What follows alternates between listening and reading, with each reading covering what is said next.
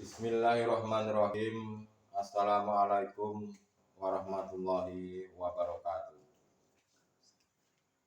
Bismillahirrahmanirrahim. Walallah la hawla wa la quwata illa billah.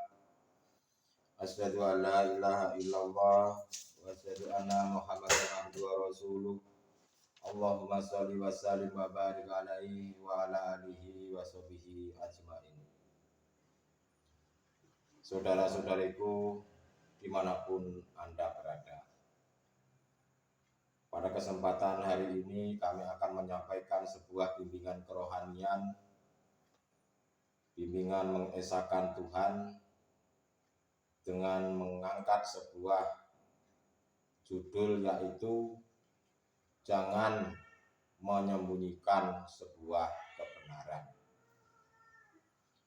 A'udzubillahi minasyaitonirrajim. Bismillahirrahmanirrahim. Alladzina atainahumul kitaba ya'rifunahu kama ya'rifuna abana'ahum wa inna fariqam minhum la ya'tumunal haqqa wa hum ya'lamun.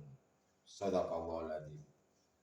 Orang-orang yang telah kami beri kitab Taurat dan Injil mengenalnya kenabian Muhammad, seperti mereka mengenal anak-anak mereka sendiri. Sesungguhnya sebagian dari mereka ahli kitab pasti menyembunyikan kebenaran risalah Muhammad, padahal mereka mengetahuinya. Itulah saudara-saudaraku yang tertuang di dalam Al-Quranul Karim Al-Baqarah ayat 146.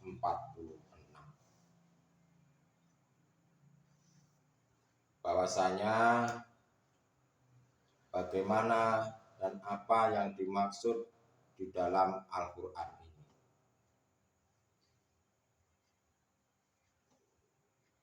Sebenarnya mereka itu kenal terhadap Muhammad, karena Muhammad itu telah diceritakan di kitab Taurat dan kitab Injil.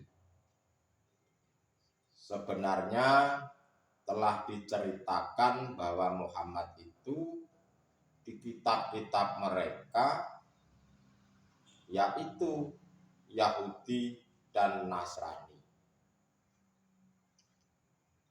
Dan kenalnya mereka itu dijelaskan di kitab Taurat dan di kitab Injil.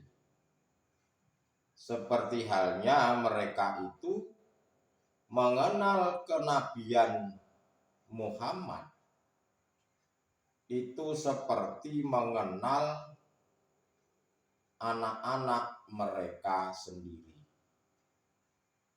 Seperti halnya mereka itu mengenal kedekatannya seorang orang tua terhadap anak-anaknya.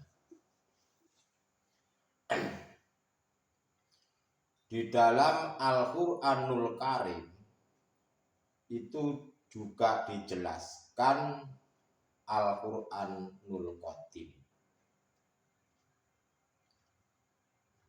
Di dalam surah Al-Imran ayat 7 juga dikatakan Al-Muhakamah Al-Mutasabihat. Jadi di dalam setiap ayat itu memiliki tafsiran dua hal, yang dipandang dari sisi kacamata syariat, juga dipandang dari sisi kacamata hakikatnya. Kalau di kacamata syariat itu artinya berhubungan dengan fisik, dengan jasad jasmaniah ini. Tetapi dengan ilmu hakikat itu berarti hubungannya dengan kerohanian.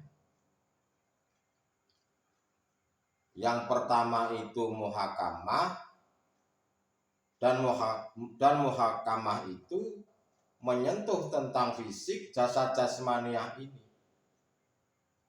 Lalu yang kedua mutasabihat, itu merupakan urusan-urusan mengenai gaibnya Allah, mengenai rahasia-rahasia Allah yang terkandung di dalamnya. Hal ini kalau hati panjenengan itu belum bisa menaruh di iman hakul iman atau di iman hakul yakin, lalu dirimu mengaku-ngaku dirimu itu Allah, maka dirimu itu sudah pasti sesat. Jika dirimu masih merasa kemakhlukannya itu ada di dalam hati, lalu mengaku-ngaku Tuhan, mengaku-ngaku Allah, itulah yang sesat. Ibarat kata Anda ini mau memperbaiki elektronik sebuah kipas angin. Jika tidak tahu ilmunya, bukan malah benar kipas anginnya, tapi malah rusak kondisinya. Jadi semua itu harus ada ilmunya. Lalu bagaimana caranya? Caranya adalah Anda harus mau belajar ilmu hakikat menuju makrifat. Setelah Anda belajar ilmu hakikat makrifat, memahaminya, lalu melakukan ilmu hakikat tersebut. Jadi di dalam Al-Qur'anul Karim itu tersimpan Al-Qur'anul Qadim. Artinya apa? Artinya itu di dalam hukum-hukum syariat itu di dalamnya ada hukum-hukum hakikat menuju makrifat. Jadi panjenengan ini harus bisa laku syariat. Lalu setelah laku syariat itu dijalankan, dijadikan laku hakikatnya. Tetapi hal ini hanya dipahami bagi mereka-mereka yang hatinya selalu condong terhadap Allah, di mana yang akan dibukakan Al-Qur'anul Qadimnya. Tetapi ada sebagian manusia ini, mereka telah menyimpan akan kebenaran ini. Wa inna fariqam minhum, sesungguhnya sebagian dari mereka itu ahli kitab. Layak tumunal haqqa wa hum ya'lamuna, pasti menyembunyikan kebenaran risalah Muhammad, padahal mereka ini mengetahuinya. Jadi ada yang sebagian orang itu yang diberikan kitab, mereka itu tahu di situ tercatat tentang risalah Nabi Muhammad, tetapi mereka itu telah menyembunyikan kebenaran tersebut. Dia ini tahu bahwa sesungguhnya ada hukum hakikat makrifat, bahwa hukum hakikat makrifat itu sangat penting, itu dia tahu. Tetapi mereka itu tidak mau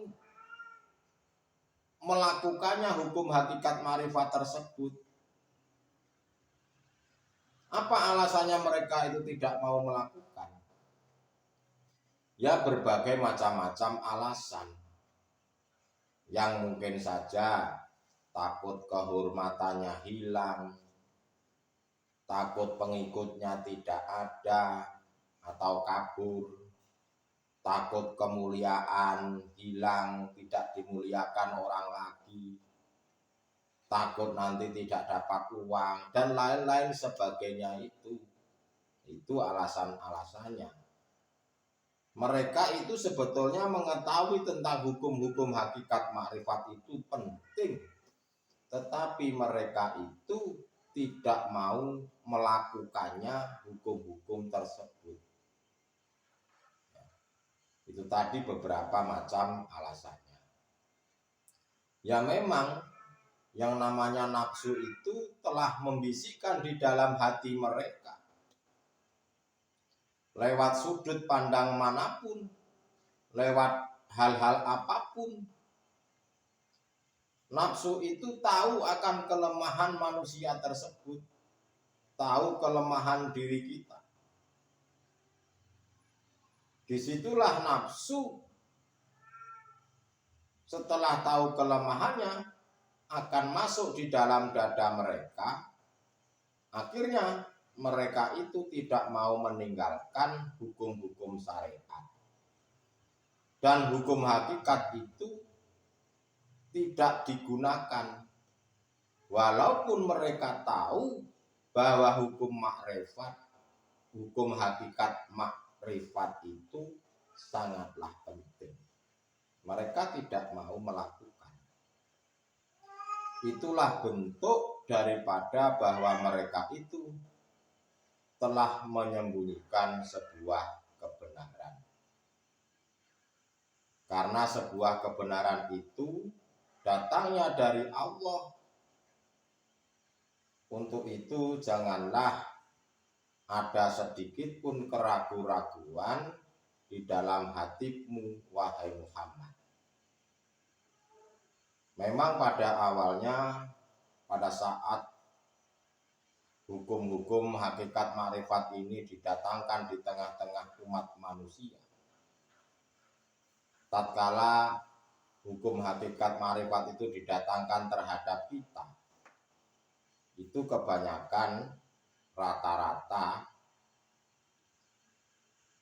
di dalam hati mereka itu bertanya-tanya, apakah benar atau tidak ini pengajiannya, apakah benar atau tidak ini penyampaian kerohaniannya, apakah benar atau tidak tentang hukum hakikat makrifat ini, apakah ini jalan yang lurus atau jalan yang sesat.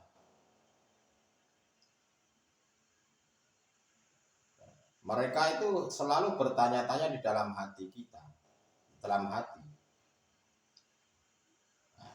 Dan dalam pertanyaan-pertanyaan itu sebenarnya bentuk daripada gangguan nafsu yang ada di dalam diri kita, agar tidak mau meninggalkan hukum-hukum yang ada di dalam syariat saja, tidak mau melakukan hukum hakikat makrifat. Untuk membuktikan sebuah itu kebenaran datang, lekaslah hatimu itu untuk membuktikan, untuk meninggalkan selain Allah dan menuju kepada Allah. Walaupun secara fisik jasad jasmania ini kita masih campur dengan urusan-urusan duniawiya, hatimu harus mau meninggalkan selain Allah. Kesimpulannya adalah janganlah diri Anda ini menyembunyikan sebuah kebenaran. Janganlah hatimu itu hanya duduk di syariat saja, tetapi juga lakukanlah hukum-hukum hakikatnya. Karena datangnya keterangan-keterangan hal seperti ini disampaikan ini benar-benar dari Tuhan. Untuk itu, untuk tidak mau, panjenengan harus sadar sebetulnya. Engkau harus bisa masuk ke dalamnya untuk membuktikan kebenaran-kebenaran itu datang dari Tuhan. Pelajarilah tentang hukum-hukum hakikat makrifat, pahami hakikatnya rukun Islam, pahami hakikatnya rukun iman, sifat-sifat wajibnya Allah dari sisi hakikatnya. Itu pahami dulu. Jika Anda memahami dengan hati, jangan dengan akal ini. Lalu Anda juga harus bersaksi dengan sebenar-benarnya. Jangan syahadat itu duduk berhenti di la ilaha saja, tapi harus sampai ke ilallahnya. Janganlah engkau ini mengajarkan kepada umat untuk menyembah selain Allah. Jika diri kita ini hanya mengajarkan hukum-hukum syariat, itu artinya kita secara tidak langsung mengajari umat itu menyembah selain daripada Allah.